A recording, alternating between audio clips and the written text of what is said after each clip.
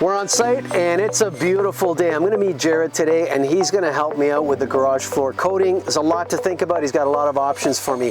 On the inside, drywall's all done. The tapers are going to start today, but I want to keep ahead of them. I got to install the invisible speakers. A few other things I'm going to point out to you, so let's go. Hi, I'm Ramsin Khachi. I'm the founder and principal of Khachi Design Build and Stone Lab Surfaces. I've been in the design and construction industry for over 25 years. I've decided to do an entire series around my own personal real estate investment. I'll be taking a builder's custom-like home and then taking it to an entirely new level. Welcome to Bespoke in the Burbs. I want it to look clean. I want to be able to, number one, I want to be able to wash this out on a daily basis. So around these pillars and stuff, what I'm doing is I'm using composite material, no drywall, right to the ground, because that's where everything starts to rot. So they've done aluminum capping all around, which is great, so they don't have wood jams, which is awesome. And I'm going to use a composite material, so that way when I spray down here, none of this stuff is going to rot. So wherever your transition stops, then I'm going to carry on. Yeah, you'll coat and your walls down to here. So this is hidden. Yeah. So if you look here, you see this section here? Yeah. See this thing sticking off the wall? So it's all like slat wall basically. Well, no, it's on the sidewall. Oh, that one. It's sitting on the wall. Okay. We were talking about doing two colors or two tones. I've done that before where I've done rectangles or whatever, and I don't know if I want to get into that. Okay. I don't know if it really serves a purpose. And it's not a massive space. It might be too busy. Having said all of that, it goes back to the same thing. Keep the same color and take it off the wall. Right? You've been doing this for a while. Like, that's your gut. Why would we try and Well, I look at all the problems down the road. Like, you know, you and I are looking at floors right now, but I got to look at everything down the line, how it all comes together. Yeah. So that's what I'm looking at. And you're putting so much attention to everything else. There's so much take it away. Yeah, there's so much in here, and I want to keep it simple. Yeah. So it'll be nice and elegant and effective and easy to clean. I'm open to doing a flake as long as the flake is not too big, and if it's tone on tone with the right colors. You want to see some of their new collections that they came out with? Yeah. Okay. And keep in mind, this is dumbed down for just, like, you can go onto their site and you can mix create it your all own up, blend. yeah. This is what everybody does. Yeah. Either the blue or this, I find everybody does that, right? This tone on tone is a nicer look for me if it's a smaller flake. That's cool. When we look at this, that tone is perfect balance in there. So when you have that on the floor, it's a nice complement to what's happening on the walls out here, and really the outside flows nicely into the garage. So that to me is a nice look. That's nice. It gives you nice continuity from the outside to the inside. It doesn't have to be over the top. I don't want an automotive looking garage. You know what I mean? Everybody just does these funky things in a garage to make it look like a garage. And I don't want it to be like that. I want it to be a precursor of what's happening inside. It's got to follow suit with the design elements inside. So I want it to be very design oriented. We just finished up with Jared and I feel good about the floor options for the garage. Now, a few things happening this week. Plastering and taping, that's a big one. I've had to do a couple of things in anticipation for that. And there's one more thing that I've got to do before they start as well. Let's go inside. I want to point out some of those things to you. Come on.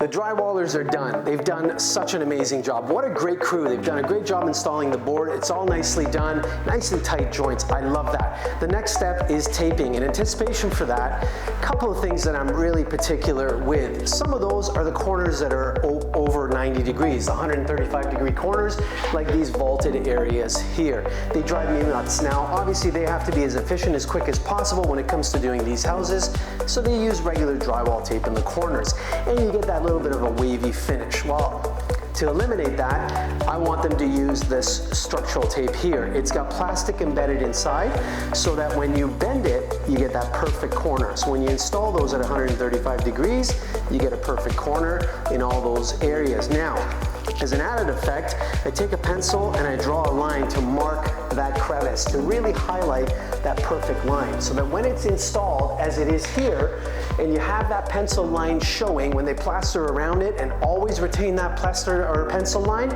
you get that crisp corner showing through all the way to the end until it's painted. Now there's one more thing I have to take care of today, so let's go downstairs. I want to show you that one.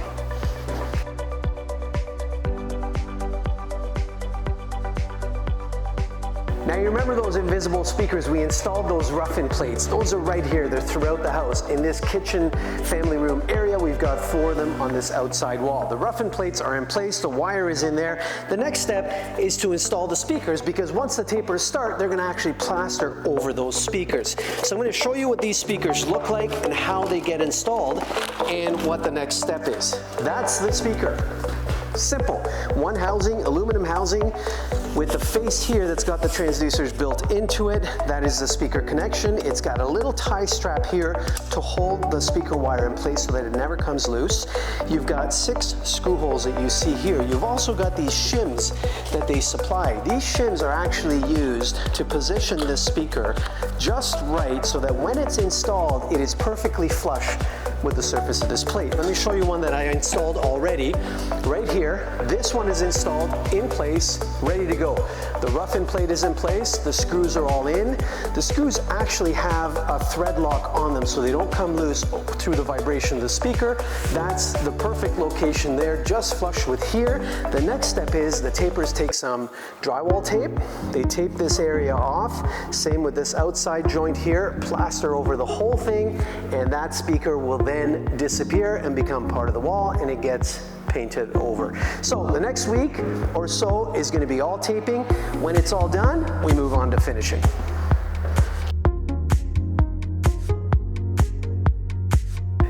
Just stopping in on site today. As you can see, there's a lot of trucks in front of the house. That means lots of people working. A lot's happened. They just recently finished the drywall. They primed it. This is a great time to walk through and look at some of the details. So let's go inside and have a look. Now, before we go inside, I want to stop out here and point a few things out on the outside. That's the area nobody really thinks about. So a couple of things I've noticed. Number one, when we look at these columns, and they built these stone columns, couple of things. I came in last week and I said to Mary, I said, you know what, they look a little bit high. They were all the way up here. So I asked them to knock off a course of block here and lower this so that this cap lines up with this cap.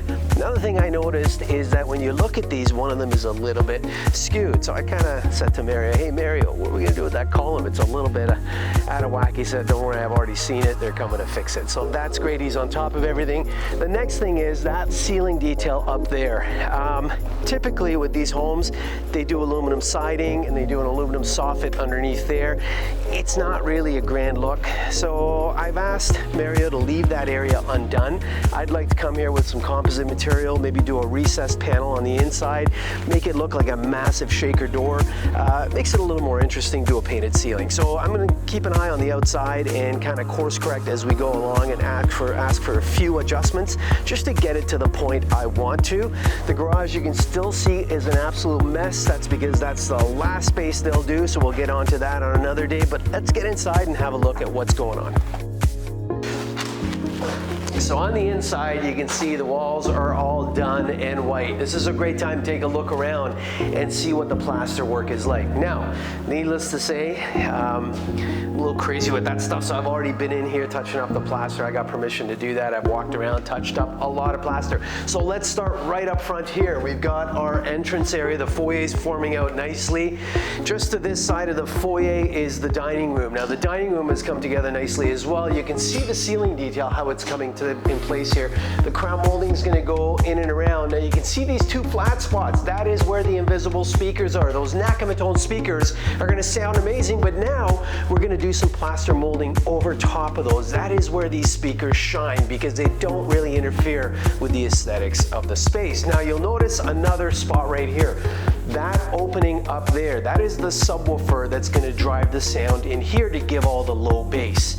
The subwoofer itself is actually going to be located in the bedroom closet upstairs in the corner. I'm going to actually cover it, put some sound insulation around it so that it doesn't have any effect upstairs in the bedroom, but all the sound is driven down into this space. Now let's go through and look at the rest of the house.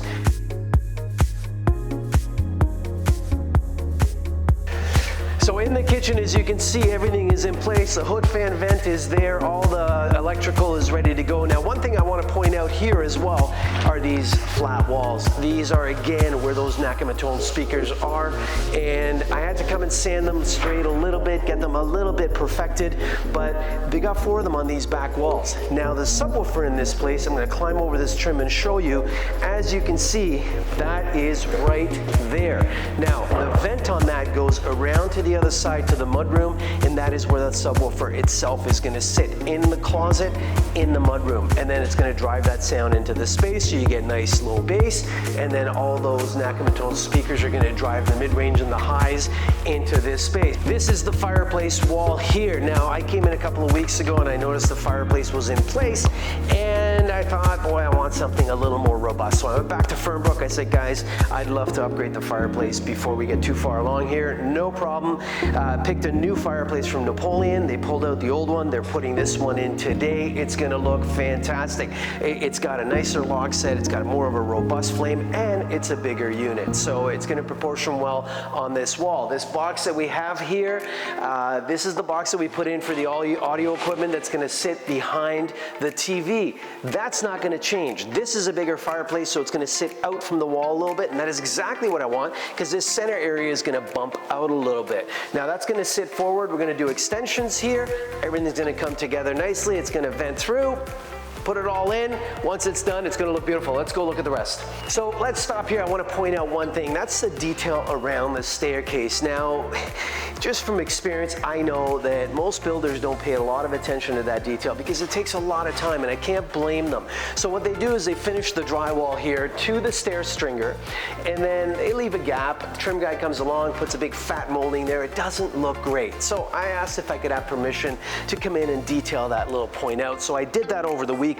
And what I used is this trim text detail here. It's a vinyl trim detail that goes onto the drywall. Now this is how it works. When that drywall goes up to that stair stringer, this slides in and goes right into there like this, okay? Sits in there, and as you can see, it's got a little ledge here, and that's where you use as a guide for plastering. So you plaster against that. Once it's done and it's plastered into place, it's got this little bit of trim here that pulls off. It's got a tearaway bead, and once that's off, then you get a nice finished detail there, right finishing up to the stringer. So I know it's a little bit hard to get a picture of that, but we're going to show you some detailed close-ups of this so you can see how it's coming together. When it's finished, you get a nice crisp line, and I don't get a big fat molding there, and it's going to make me happy. So let's go downstairs and look at what's happening down there. So the basement, couple of things to note. In the theater space, I want to point out a couple of things. You see this black box that I put in here. Now, I made this box over the weekend in the shop. It's just made out of plywood. There's 2 reasons for this box. Number 1, we've got our theater seating here, and they need power. So I want the receptacle inside on the side.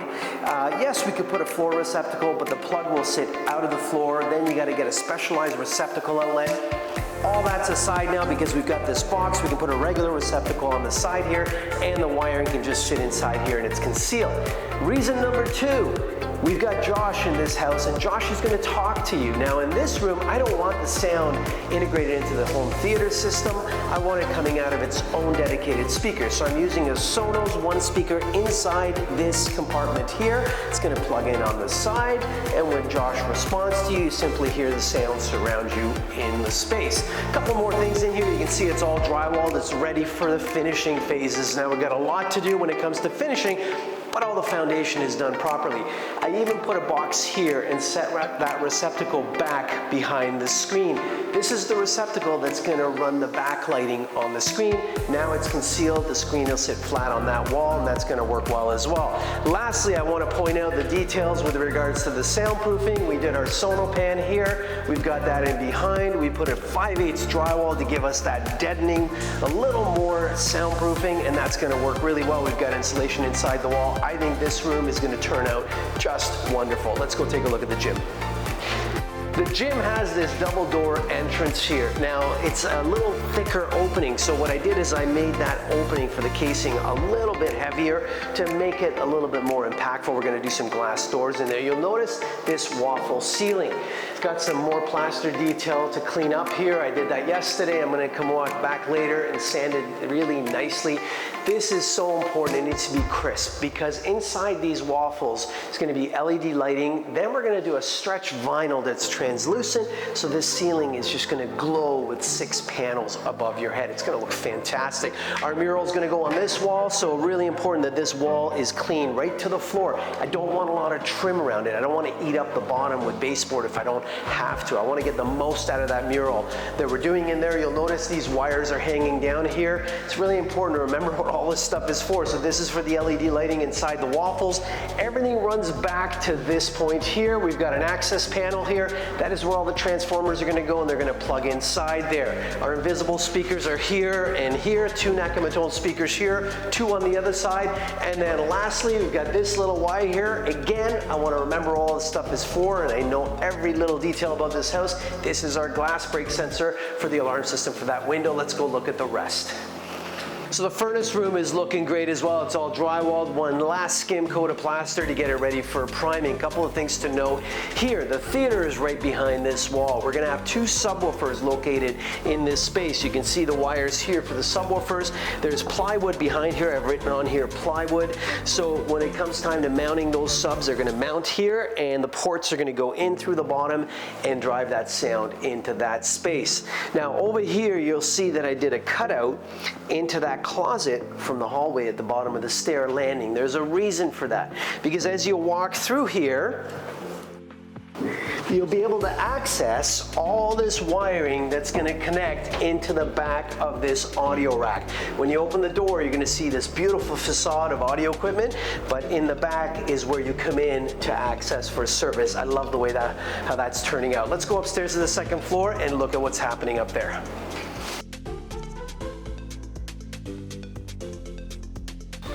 The bathrooms up here are all at the same stage. The waterproofing is done. That's one thing that you may want to consider upgrading. I did here to a better waterproofing system. It will pay for itself tenfold in the long run. Now, when I was here with the new heat rep, we measured for the mats very accurately. That's another thing that you want to upgrade ahead of time, because it's not something that you'll be able to do after. There's nothing like warm floors in a bathroom and in a shower. So the mats were custom made for each individual space. So New Heat pre-makes these mats, then ships them to you for installation. So when they show up like this, they fit like a glove, and that's what it's all about.